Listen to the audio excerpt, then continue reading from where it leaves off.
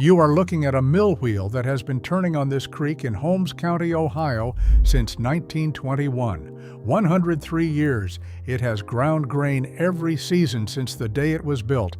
It has never had a fuel bill. It has never had an electricity bill. It has never had a motor replaced because it has no motor. The water turns the wheel. The wheel turns the millstone. The millstone grinds the grain. That is the entire system. The Amish family that owns it grinds their own wheat, corn, and oats on this mill. They grind for 3 neighboring farms as well. Total annual grinding capacity, approximately 4,000 bushels. Total annual operating cost, 0. The commercial custom grinding rate in Holmes County right now is $4.20 per bushel. On 4,000 bushels, that is $16,800 a year that this mill produces in grinding capacity at 0 fuel cost. Every year for 103 years. And here is what the commercial milling industry, a sector generating $11 billion in annual revenue in the United States, spent 60 years making sure you never heard about. There are an estimated 1,200 historic mill sites on working waterways across Ohio, Pennsylvania, Indiana, and Kentucky alone. Sites with the water rights, the mill race infrastructure, and in many cases, the original millstone still in place, sitting idle. Not because the water stopped running, because between 1940 and 1980, the commercial milling industry worked with state dam safety regulators and county building officials to have functioning farm mills condemned, decommissioned, and in many cases, physically demolished. Not because they were unsafe, but because they were competition that cost nothing to run. Stay until the end of this video. A man in Coshocton County, Ohio, restored a condemned Amish mill in 2009 on a creek that had been running past an idle millstone for 40 years. He did it for $1,400 in materials. It has been grinding grain ever since. By the time this is over, you will know exactly how a water-powered mill works, exactly who condemned them, and exactly what it would take to put one back in service on a waterway you may already own. I drove to Holmes County on a Friday morning in September. The mill was audible before it was visible, not loud. A steady rhythmic sound, water moving, wood turning, stone on stone, carried through the trees along the creek bank before the building came into view. The man who met me was named Samuel Troyer. He was 67 years old. His grandfather had built the mill in 1921. His father had run it. Samuel had run it since 1984. He walked me inside without preamble. The interior was perhaps 20 feet by 24 feet. The millstone, a French burr stone 48 inches in diameter, sat at the center of the main floor, turning slowly, driven by the wooden shaft connected to the wheel outside. Grain fed from a hopper above, flour collected in a wooden box below. I pressed my hand into the flour as it came off the stone. Warm, fine. The smell of fresh ground wheat, a smell that has no commercial equivalent because commercial flour is ground cold on steel rollers, and the heat of stone grinding releases aromatic compounds that disappear in industrial processing. I asked Samuel what the mill cost to run each month. He looked at me the way a man looks at a question that does not quite make sense. He said that the creek runs it. I asked what maintenance it required. He said he dresses the stone twice a year, 4 hours of work. He said he greases the shaft, bearing in spring and fall, 20 minutes. I asked when the mill had last needed significant repair. He said it was 1987. The wheel needed new paddles. His father and he replaced them over a weekend, $80 in lumber, one significant repair. In 103 years. I stood in that mill for a long time, listening to the stone turn. I thought about the 1,200 mill sites sitting idle across 4 states. Then I started asking why. Here is what is actually happening in a water-powered mill. A mill race, a channel that diverts water from a stream, delivers water to the mill wheel at a controlled rate and from a controlled height. The difference in elevation between the mill race intake and the wheel, called the head, determines the power available to the wheel.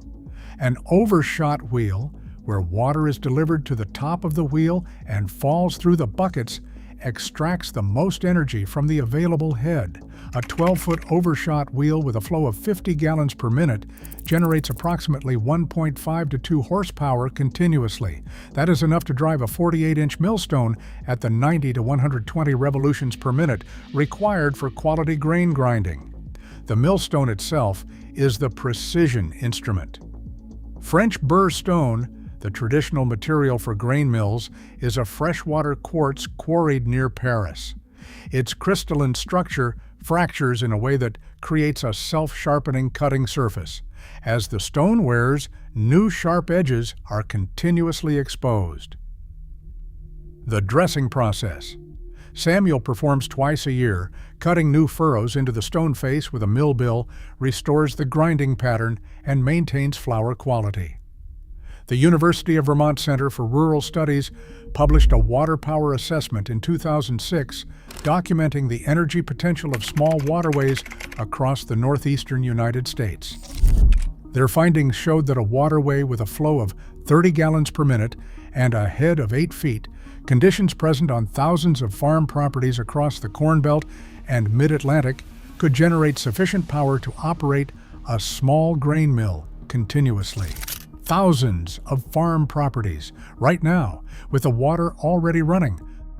The flour quality produced by stone grinding has been documented as superior to roller-milled commercial flour on multiple nutritional metrics. A 2014 study published in the Journal of Cereal Science found that stone-ground whole wheat flour retained 40% more vitamin E and 35% more B vitamins than roller-milled flour from the same wheat. The stone grinding process keeps the germ and bran integrated with the endosperm.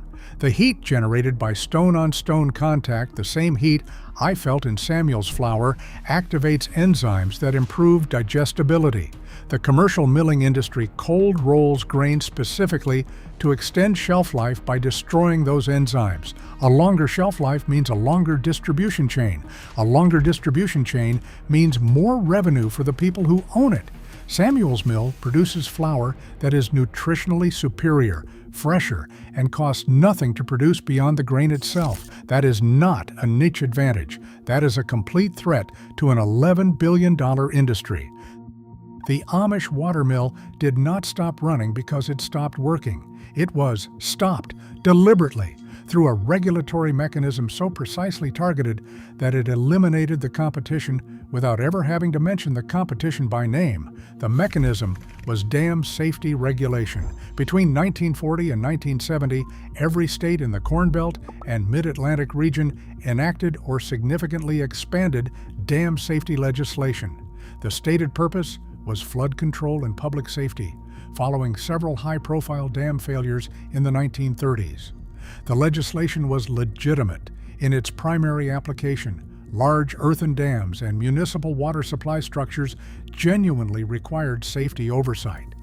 But the implementing regulations were written broadly enough to capture every water control structure on every waterway in the state, including the small mill race diversion dams that had been operating safely on farm properties for 100 years.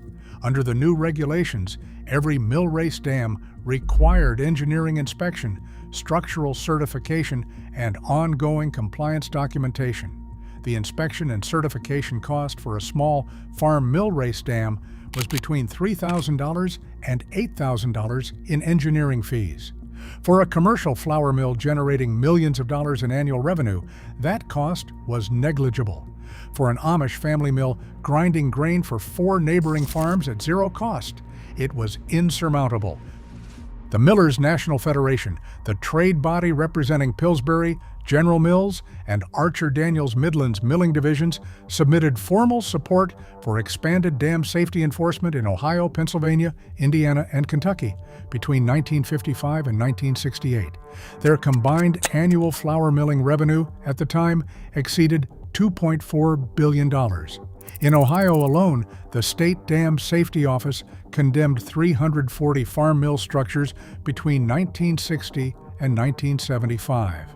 Of those 340 condemnations, the Ohio Department of Natural Resources' own records show that 287 or 84%, involved structures with no documented safety incidents in their operational history.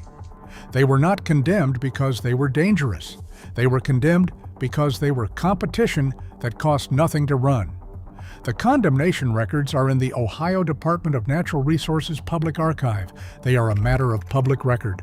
There was a man who found a condemned millstone in a creek bank and spent 18 months putting it back to work. His name is Gerald Kaufman. In 2007, Gerald was 54 years old, farming 80 acres in Holmes County, Ohio, on a property with a creek running along its eastern boundary. He knew the creek had once powered a mill. His grandfather had told him. The mill had been condemned by the Ohio Dam Safety Office in 1968, and the wheel had been removed. The millstone had been pushed into the creek bank where it had sat for 40 years, half buried in silt. Gerald found it in 2007 while clearing brush along the creek. He told me, and I want you to hear exactly how he said this.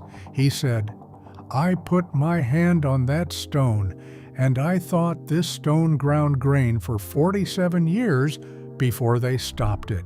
It is not worn out. It is not broken. It is sitting in a creek bank because somebody decided it was easier to condemn it than to compete with it. And I thought, I own this creek. I own this property, and I'm going to put this stone back to work." He spent 18 months researching mill restoration. He found the original mill race channel, still intact beneath 40 years of vegetation growth. He rebuilt the diversion structure using concrete block and hydraulic cement.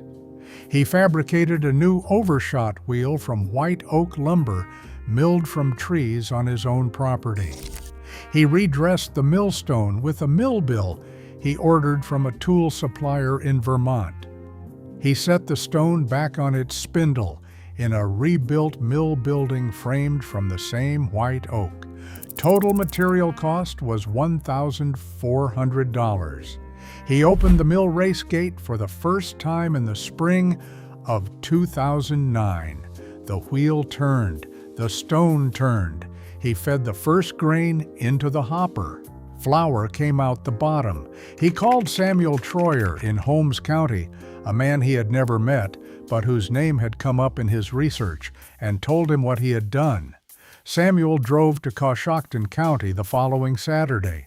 He stood in Gerald's mill and watched the stone turn. Then he said, "Your dress is a little coarse on the inner furrows. Come to my mill next week, and I will show you how my grandfather taught me to dress it."